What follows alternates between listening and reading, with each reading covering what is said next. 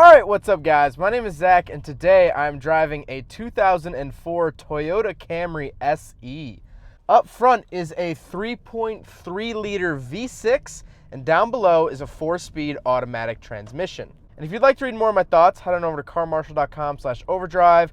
I'll be writing a complete article about the 2004 Toyota Camry. Now before I get into the engine, I want to get something out there. I normally get comments on videos like this, videos of very average daily driving cars, of people saying, oh, we don't want to see this, we want to see cool cars, we want to see fast cars, we want to see expensive cars. And I just want to get it out there that there's two main reasons why I wanted to review the '04 Camry. First and foremost is that I think it's important to kind of humble yourself every once in a while.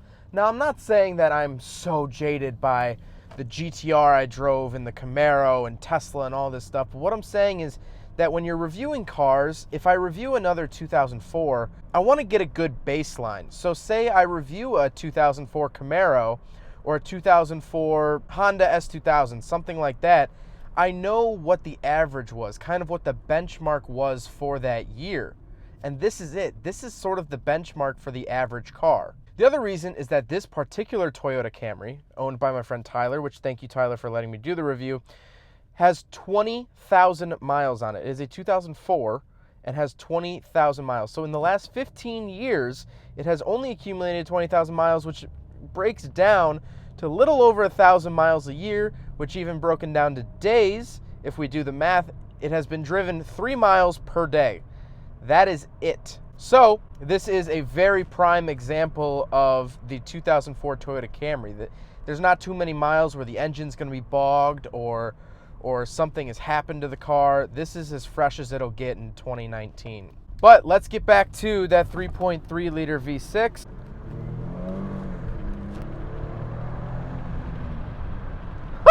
For a Camry, it's not going to blow the doors off a Lambo, but man, does that have pickup.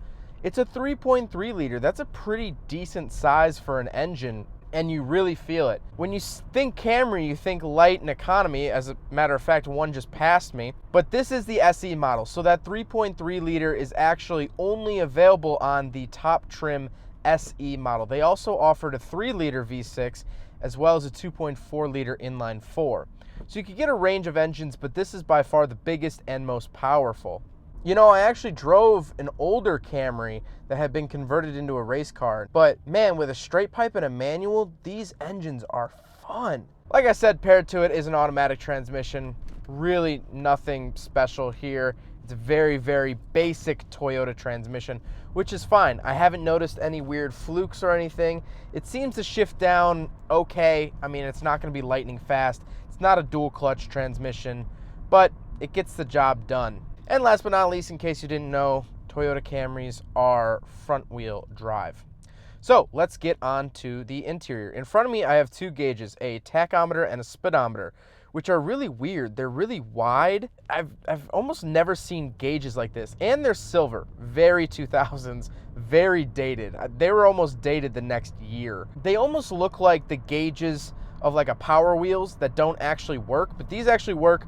They're all right. They're sort of funky. On the steering wheel, there are no buttons, which I really, really like. I do have cruise control to the bottom right. To my left over here, I have power windows, which the driver's window is auto.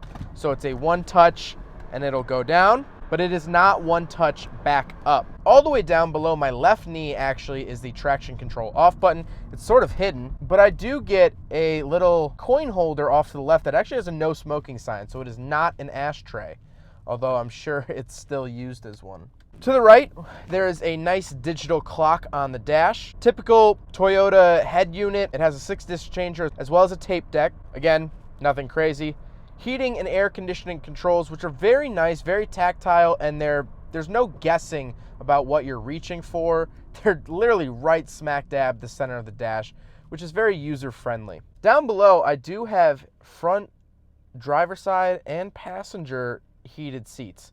It's part of the SE trim model. Like I said, this is the highest spec of the Camry, so it has those nice features, which is pretty nice for 2004, I do have to say. Then you have the shifter, which interestingly enough, you can shift all the way down and then you snap it over and you can actually put it into low or first gear snap it back, and then you could put it all the way up into drive.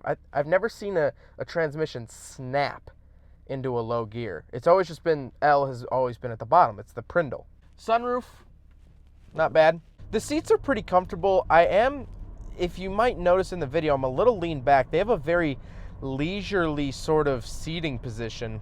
There's definitely nothing race car about these, which is totally fine. And of course it is 4-door, so we will do a backseat review. All right, so I am in the back of the 2004 Toyota Camry SE. Not a whole lot going on back here. I get some pretty big side cups, door, seat back pockets on both seats, center console with 2 cup holders. But other than that, not too much stuff back here. There's some anchors for child seats. Side curtain airbags, actually, that's interesting, is that there are side curtain airbags back here. Which is super nice for 2004, of course. Other than that, really casual backseat, plenty of room, which I think is super, super nice. You're not going to have to fight people for room. If you do carry 4 people, very comfortable. If you have to seat 5, you can do that. There is an extra seatbelt, and that's not going to be too much of a struggle. But overall, the Camry has always been an economy car. It has always been sort of the baseline for other cars. Camrys are really reliable, especially when they get higher mileage. They are really, really reliable. Toyotas are really reliable vehicles. But I have to say, this being the SE trim model, I am fairly impressed that this is still a Camry for 2004. I mean, the heated seats, the leather is really, really nice. It's really plush. And actually, the more I look at it, it's not the worst looking thing in the world. It does have a spoiler, which, take it as you will. It's more of just an accent. I don't think it really does anything. But it's not a horrible looking car. And going back to it, just to kind of reinforce my point, I'm not sure what philosopher, who said it. I know I heard it on the Joe Rogan podcast, but he talked about how you should spend 33% of your time with people on your level, 33% of your time with people below your level, and 33% of your time with people above your level.